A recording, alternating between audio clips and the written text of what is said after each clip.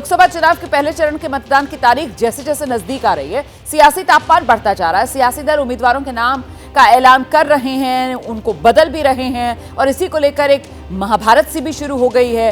बड़ी खबर उत्तर प्रदेश के मुरादाबाद से भी आ रही है। मुरादाबाद में समाजवादी पार्टी उम्मीदवार पर घमासान छिड़ा है। डॉक्टर एसटी हसन का टिकट कटने पर सस्पेंस बन गया है। रुचि वीरा ने टिकट मिलने का दावा कर दिया है। रुचि वीरा का एसपी कार्यकर्ताओं ने विरोध किया। एसटी हसन ने कल ही नामांकन दाखिल किया है।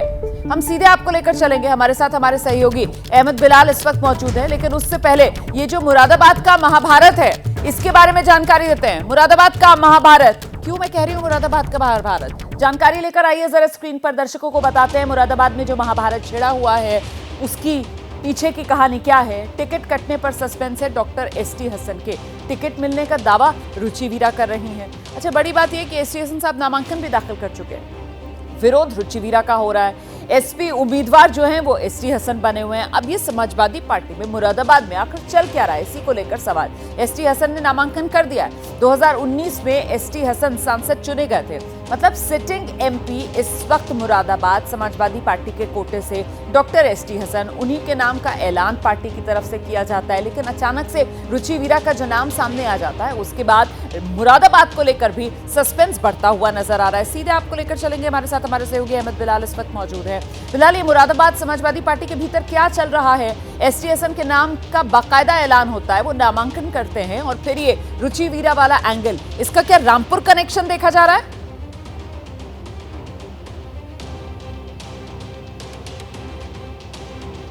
जी बिल्कुल, देखिए रुमाना, आपको बताना चाहूँगा कि कल दोपहर 2 बजे के करीब जो मुरादाबाद से समाजवादी पार्टी के मौजूदा सांसद हैं उन्होंने नामांकन किया। लेकिन शाम होते होते राजनीतिक गलियारों में ये चर्चा तेज हो गई कि अब मुरादाबाद से समाजवादी पार्टी जो है वो जो बगल का जिला है बिजनौर, वहाँ से विधायक हैं समाजवादी पार्टी की रुचि वीरा, उनको टिकट दिया जा रहा है। और विश्वस्त सूत्रों से ये जानकारी सामने आई है कि कुछ ही देर में रुचि वीरा जो है वो कलेक्ट्रेट भी पहुँचने वाली हैं और अपना नॉमिनेशन पेपर जो है वो फाइल करेंगे। क्योंकि आपको बता दें कि जो पहले चरण का जो नॉमिनेशन की आखिरी डेट है वो आज ही है।